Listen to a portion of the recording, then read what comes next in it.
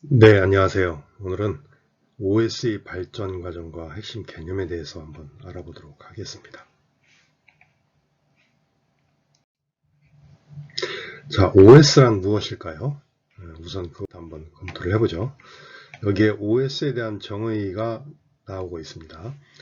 인간과 컴퓨터가 원활한 대화를 할 수 있도록 적절한 환경을 제공함과 동시에 컴퓨터의 동작을 관리하고 작업 순서를 정하며 입출력 연산을 제어하는 역할을 담당하는 프로그램이다. 무슨 말인지 잘 이해가 안 되시죠? 자, 이 그림을 한번 보시죠. 여기에 하드웨어가 있어요. 하드웨어. 딱딱한 하드웨어. CPU, 램, 그리고 각종 입출력 장치들. 프린터, 디스크, 모니터, 키보드, 마우스, 이런 것들이죠. 이런 하드웨어가 있고, 이 하드웨어를 이용하는 게 결국 프로그램이에요. 즉 사용자가 컴퓨터를 사용하는 목적은 어떤 정해진 목적이 있잖아요. 예를 들어서 뭔가 계산한다든지 아니면 뭐 문서를 프린트를 한다든지 문서를 만들어서 이런 것들이 있는데 결국 유저들은 이러한 어플리케이션 프로그램들을 사용을 합니다. 이 두 개가 사실은 어플리케이션 프로그램이에요, 둘 다. 그런데 OS를 만드는 회사 입장에서 봤을 때 컴퓨터를 이용해서 자주 쓰는 응용 프로그램들, 그 중에 컴퓨터 관리와 관련된 특별한 프로그램들을 미리 모아서 기본으로 제공해 주는 게 있습니다. 그걸 우리는 시스템 소프트웨어라고 합니다. 그리고 일반 사용자들이 특수 목적용으로 해서 예를 들면 문서 제작을 한다든지 아니면은 게임을 한다든지 할 때 그런 프로그램들, 그런 것들을 우리는 일반적으로 어플리케이션 소프트웨어 혹은 어플리케이션 프로그램이라고 합니다. 즉 OS는 일종의 이것도 하나의 프로그램입니다.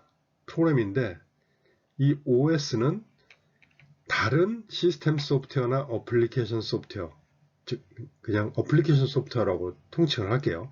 이 어플리케이션 소프트웨어들이 하드웨어를 사용하는 데 있어서 이것을 중개해주는 역할을 합니다.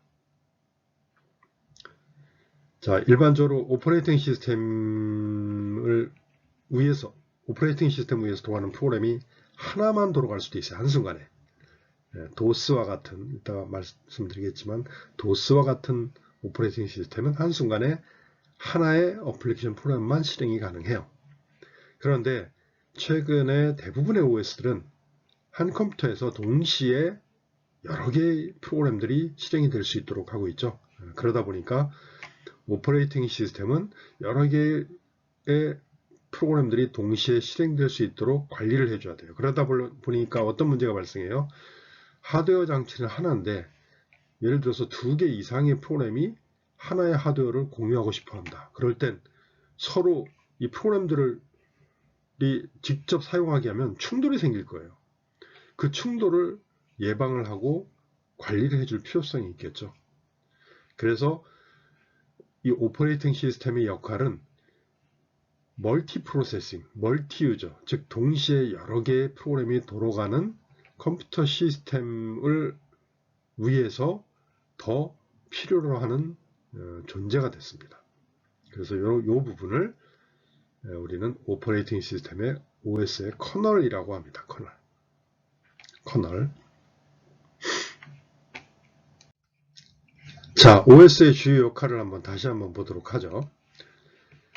자, OS는 컴퓨터가 프로그램을 전원을 딱 켰을 때 맨 처음에 실행되는 프로그램입니다. 내가 윈도우를 부팅을 시켰다 그러면 그 윈도우 시스템이 완전히 부팅돼서 내가 프로그램을 사용하기 전에 맨 처음에 실행되는 프로그램. 그런데 그 프로그램은 컴퓨터의 모든 자원을 소유하고 있습니다. 그래서 다른 프로그램이 입출력 장치 사용을 의뢰하면 이를 대신하고 결과를 전달해주는 역할을 하는 겁니다. 다시 얘기하면 OS 커널이 모든 하드웨어, 입출력 장치들을 다 관리를 하고 있다. 즉, 어플리케이션 프로그램은 직접 입출력 장치에 액세스를 못합니다. 전부 다 누구한테 요청을 해야 돼요? OS 커널한테 이거 출력 좀 해줘. 여기서 키보드에서 입력 좀 받아줘. 마우스에서 입력 좀 받아줘. 이렇게 OS 커널에 요청을 해야 되는 겁니다. 또한 컴퓨터가 부팅이 될 때 제일 먼저 실행되는 게 OS 커널이라고 그랬죠. 이 OS 커널이 처음에 실행되고 나면은 그 다음에 기본적으로 실행되어야 되는 어플리케이션 프로그램들이 꽤 많이 있어요. 그 어플리케이션 프로그램들을 차례대로 하나씩 생성을 해줍니다. 즉 OS 커널은 다른 어플리케이션 프로그램을 생성을 하는 역할을 하는 겁니다. 생성만 하는 것이 아니고 제어도 합니다. 제어도 하면서 결국은 그냥 제거도 할 수 있어요. 자, 그런데 이 OS 커널의 주 역할을 한번 어떤 일을 하는지를 살펴보면 여기에 있는 이 그림과 같아요. 첫 번째, 동시에 여러 개의 프로그램이 존재를 하죠. 그 여러 개의 프로그램이 입출력 장치들을, 즉 하드웨어 장치를 공유를 해야 되는데 그 공유하기 위해서는 그 프로그램들을 관리를 해야 됩니다. 아, 이번에는 이 입력 장치 누가 써? 아, 이번에 CPU 누가 써? 네, 그런 것들을 관리하는 것을 우리는 프로세스 매니지먼트라고 합니다. 이 프로세스 매니지먼트는 프로세스라는 용어는 오퍼레이팅 시스템을 개발한 사람 입장에서 봤을 때 현재 실행되고 있는 프로그램에 대한 정보를 보관을 하고 있어야 돼요. 현재 상태 정보라든지 뭐 이런 것들. 그런 정보를 보관할 때 자료 구조가 있는데 그 자료 구조에다가 이름을 프로세스라고 붙여놨어요. 그래서 현재 OS 커널에 의해서 관리되고 있는 실행 중인 프로그램에 대한 정보, 그래서 실행 중인 프로그램을 OS 입장에서는 프로세스라는 용어를 씁니다. 그래서 프로세스를 관리해야 되는 것이고, 또 하나는 디스크와 같은 저장 장치 있죠. 그 저장 장치에다가 데이터를 넣고 뺄 때 파일의 개념을 사용을 합니다. 이 파일을 관리를 해줘야 됩니다. 그리고 또 중요한 역할 중에 하나가 어떤 몇 가지 종류의 어플리케이션 프로그램에 의해서 오퍼레이팅 시스템에 뭔가 요청을 해서 사용자가 컴퓨터를 사용할 수 있게 해주는 커맨드 인터프리터. 이 커맨드라는 것은 사용자의 명령입니다. 사용자가 명령을 내려요, 컴퓨터한테. 그러면 명령을 내릴 때 무슨 언어가 있습니다. 그 언어를 해석을 해서 사용자가 시킨 일을 하도록 해주는 그러한 역할도 하게 됩니다. 또 컴퓨터는 여러 사람이 사용하다 보니까 각각의 보안을 유지해 줄 필요가 있어요. 각 유저별로. 그래서 Security Management, 즉 어떤 사용자의 프로그램이 다른 사용자의 프로그램에 있는 데이터를 액세스한다든지 그러면 안 되겠죠. 그런 것들을 방지하기 위해서 Security Management라는 것을 합니다. 또 어떤 일을 하냐면은 네트워크 매니지먼트 일도 해요. 모든 입출력 장치를 다 관장을 하고 있기 때문에 네트워크도 일종의 입출력 장치예요. 그래서 네트워크로 뭔가 데이터를 보낸다든지 네트워크에서 데이터를 받았을 때 어플리케이션 프로그램한테 던져준다든지 하는 역할을 전부 다 OS 커널에서 하게 되어 있습니다. 그리고 아까 말씀드렸던 파일 매니지먼트하고 같은 연관성이 있는 세컨더리 스토리지 매니지먼트, 즉 하드디스크 관리를 한다는 얘기예요. 영구 저장 장치. 세컨더리라고 한 이유는 퍼스트 스토리지는 뭘까요? 메인 메모리가 되겠습니다. 물론 OS 커널은 메인 메모리 매니지먼트도 합니다. 그리고 기타 입출력 장치. 사실 세컨더리 스토리지나 네트워크도 입출력 장치 중에 하나예요. 근데 그게 워낙 관리해야 되는 내용들이 많다 보니까 따로 이렇게 떼어낸 겁니다. 그리고 기타, 키보드, 마우스 뭐 간단한 이런 것들에 대한 IO 디바이스 매니지먼트, 이런 역할을 하는 것이 OS의 커널의 역할이라고 보시면 되겠습니다. 자, 이런 OS는 몇 가지의 종류로 구분을 해볼 수가 있어요. 어떻게 구분이 되느냐면은 컴퓨터가 어떤 용도로, 어떤 형태로 동작되기를 원하냐에 따라서 그런 요구 사항에 맞춘 적절한 오퍼레이팅 시스템이 필요하겠구나라는 생각을 하면 됩니다. 그래서 여기서는 맨 처음에 나온 컴퓨터들은 배치 오퍼레이팅 시스템입니다. 사람이 컴퓨터 앞에 앉아서 여러 유저가 동시에 앉아가지고 일일이 자기가 원하는 명령을 실행시킬 수 있는 게 아니고요. 한 사람의 시스템 관리자가 여러 사용자들의 처리해야 될 일들을 쭉 받아 놓습니다. 받아서 일렬로 쭉 세워놓고 차례대로 쭉 집어넣으면서 처리를 하는 프로그램, 처리를 하는 시스템. 이런 시스템을 위한 오퍼레이팅 시스템을 배치 오퍼레이팅 시스템이라고 합니다. 근데 이게 불편하잖아요. 그래서 어떻게 합니까? 여러 사람이 터미널이라는 것을 잡고서 한 컴퓨터에 터미널이 여러 개가 달려 있어요. 그 터미널에 각각 엔드 유저들이 붙어가지고 각자 자기가 원하는 일을 컴퓨터에 시킵니다. 그럴 이때부터 이런 컴퓨터를 위해서는 뭐가 필요하죠?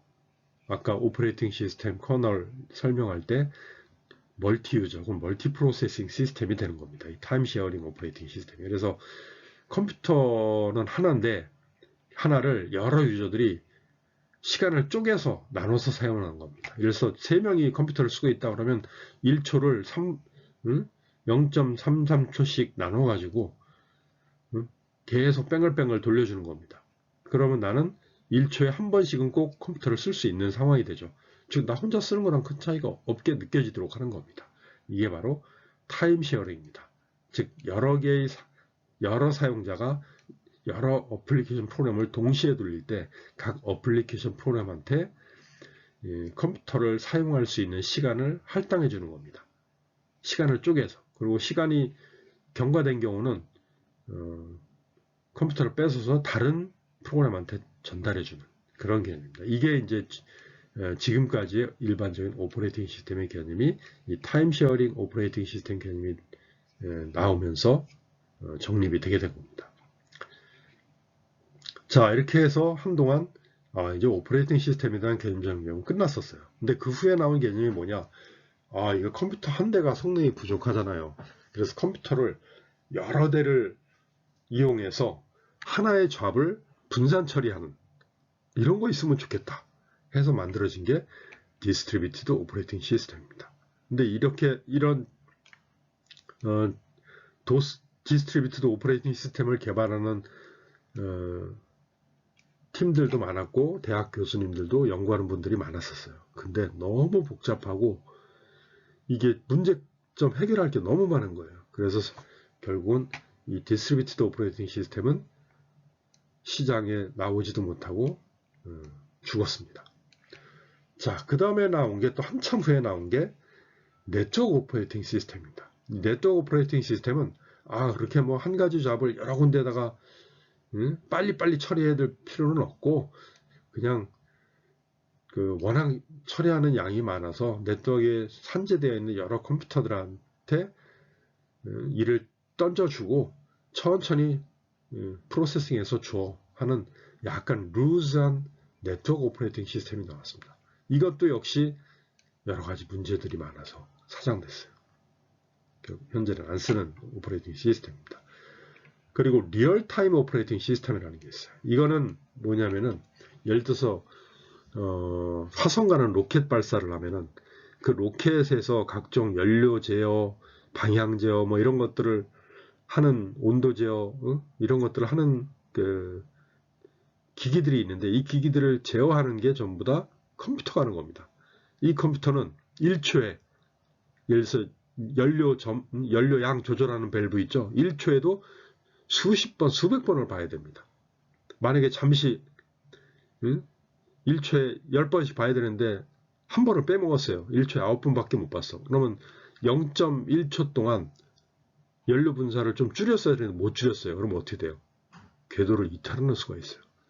그래서 정해진 시간 내에 반드시 한 번씩은 처리해 주도록 보장을 해주는 오퍼레이팅 시스템의 개발이 필요했습니다. 그래서 나온 게 리얼타임 오퍼레이팅 시스템입니다. 이거는 지금 현재 아직도 생존하고 있어요. 특히 인베디드 시스템, 이런 군사용 장비, 이런데 아직도 사용이 되고 있습니다. 자, OS에 대한 기본 개념을 공부를 해봤고, 이제 본연의 우리 본 과정의 목표로 들어와서 OS의 발전 과정을 한번 보도록 하겠습니다.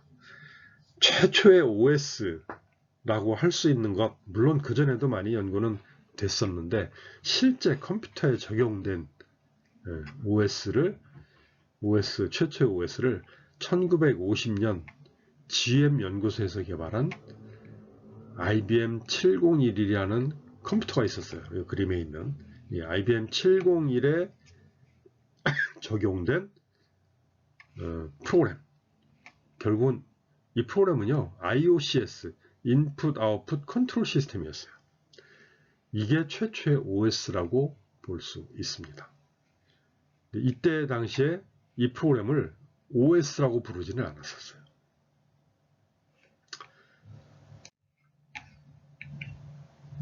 자, 그러다가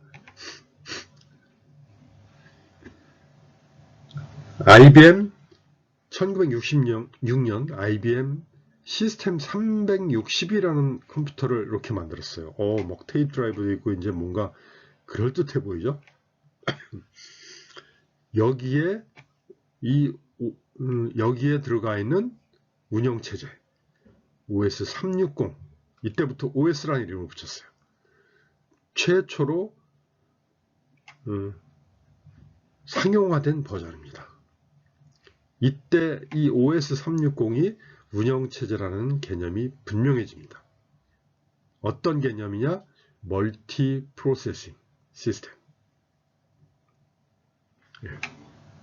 이때 각종 파일 시스템의 개념, 여러분들 윈도우스 탐색기에서 디렉토리 막 볼 수 있는 거 있죠? 한 디렉토리 밑에 또 다른 디렉토리 있고 그 디렉토리 밑에 가면 쭉 뭐 또 다른 디렉토리나 파일들이 있고 이게 한없이 내려갈 수가 있죠. 이런 하이어라키컬한 파일 시스템 개념과 그리고 커널이라는 OS 커널이라는 개념, 그리고 어플리케이션 프로그램 뭐 이런 것들, 그런 개념들이 타임 쉐어링 이런 개념들이 이 OS 360에 거의 다 개념이 포함되어 있었습니다. 그래서 아마 최초로 우리가 생각하는 OS 개념은 이 OS 360이라고 해도 과언이 아닐 것 같습니다. 그래서 컴퓨터의 다양한 기능을 체계적으로 관리하도록 구성을 했었고요. 그리고 계층적 디렉토리를 갖는 파일 시스템의 개념이 처음 적용이 되었습니다. 자, 잠시 서버 OS 발전 과정 접어두 홀딩하고요. CPM, 즉 개인용 컴퓨터 OS가 어떻게 발전되는지, 대표적인 회사가 마이크로소프트라는 회사와 애플이라는 회사가 있죠. 두 회사를 한번 비교를 해보시고 여러분들이 빌 게이츠하고 스티브 잡스 둘 중에 누구를 따라서 어떤 사람과 같이 행동을 하면 돈을 벌 수 있는지 한번 고민을 해보시기 바랍니다. 자, 최초의 개인용 컴퓨터용 OS가 우리는 보통 컴퓨터 전문가들은 CPM이라고 합니다. CPM. 디지털 리서치라는 회사에서 만든 그 OS인데요. 물론 OS 360이나 OS 8에서 기본적인 OS 개념들의 확립이 이미 끝났어요. 그 끝난 개념을 아까 보셨던 덱에서 미니 컴퓨터라고 했잖아요. 이제 점점 더 작아지는 거예요. 컴퓨터가. 야, 이거 이제 개인이 쓸 수 있겠다 라는 생각을 하고 디지털 리서치사에서 개인용 컴퓨터 개념을 정립을 해서 그 개인용 컴퓨터를 위해서 내가 운영체제를 만들어 봐야지 하고 만든 게 CPM입니다. 최초에는 컨트롤 프로그램 앤 모니터였어요. 제어 프로그램 그리고 모니터링을 하고 제어를 하고 모니터링하는 프로그램이라고 했는데 그거를 나중에는 컨트롤 프로그램 for 마이크로 컴퓨터, 대기 미니 컴퓨터라고 했잖아요. 마이크로 컴퓨터, 아직까지 퍼스널 컴퓨터라는 얘기는 아직 못했어요. 그래서 마이크로 컴퓨터라는 이름을 썼고요. 그리고 역시 이 화면에서와 같이 텍스트 기반의 OS예요. 가로, 세로, 80 컬럼, 24줄 혹은 25줄. 그래서 이런 텍스트 기반의 모니터를 이용해서 컴퓨터를 사용할 수 있게 해주는 OS. 이때 동시에 여러 개의 어플리케이션 프로그램을 실행할 수는 없었어요. 딱 하나만, 한순간에 한 프로그램만 실행하는 겁니다. 그리고 여기 보시면은 이런 거 있죠. 이런 게 뭐냐면은 요게 아니고 여기 검은 거, 요 부분에 디스켓, 여기 책상에 있는 거 있죠. 가운데 구멍 뻥 뚫리는 요 까만 포장으로 되어 있는 거, 요걸 여기다 꽂으면 여기에 프로그램들이 저장되어 있는 거예요. 그래서 이때 당시에는 하드디스크라는 게 없었어요. 전부 다 이 플라피 디스크 썼었어요. 플라피 디스크라고 안 하고 플라피 디스켓이라고 합니다. 디스켓. 그리고 미국 게리 킬달이라는 사람인데요. 나중에 좀 이따 얘기를 하겠지만 이 게리 킬달이라는 사람이 정말 엔지니어예요. 얼마나 똑똑해요. 그렇죠? 개인용 컴퓨터가 향후에는 개인용 컴퓨터가 엄청난 시장을 형성할 거야. 그리고 내가 그 개인용 컴퓨터용 OS를 만들 거야 하고 디지털 리서치를 설립하고 이 CPM이라는 걸 만들었어요. 와, 끝내줬죠. 엄청난 엔지니어죠. 머리 엄청 똘똘한 사람이에요. 그래서 1974년에 최초로 CPM을 출시를 합니다. 이 사람 돈 많이 벌었겠죠? 그럴까요? 자, 그 다음에 우리가 아는 도스라는 OS가 또 나왔어요. 이 도스라는 OS는 인텔 1980년도에 처음 나온 건데 인텔의 8086 프로세서, 인텔의 8086 프로세서 기반의 PC, 아까 CPM을 만들 때만 해도 인텔에서 이런 프로세서가 없었어요. 그런데 그 후에 인텔에서 8086을 만들고 이걸 기반으로 PC를 만드네요. 인텔에서. 그러면 거기에 들어가는 OS를 만들어야 되겠다 라고 해서 시애틀 컴퓨터 프로덕츠라는 회사, SCP라는 약자를 씁니다. 이 회사에서 86도스라는 것을 개발을 했어요. 근데 이 86도스는요, CPM 개념에 CPM을 만드는 거를 보고서 나도 저거 해야지 하면서 거의 그대로 CPM 개념을 도입해가지고 자기네들이 DOS, 디스크 오퍼레이팅 시스템, 플라피 디스켓, 디스크 오퍼레이팅 시스템이라는 개념을 용어를 이용해서 만들었습니다. 어셈블리 언어로 개발됐다고 합니다. 자, 그래서 86도스라는 게 나왔는데 이 86도스가 나올 때 SCP에서 획기적인 개념이 뭐였었냐면 프로그래머스 매뉴얼, 우리가 만들어서 배포한 이 86도스가 깔린 컴퓨터에서 니들이 뭐든지 프로그램 개발할 수 있어 하고 이 프로그래머스 매뉴얼을 오픈을 했어요. 그러니까는 어떻게 됩니까?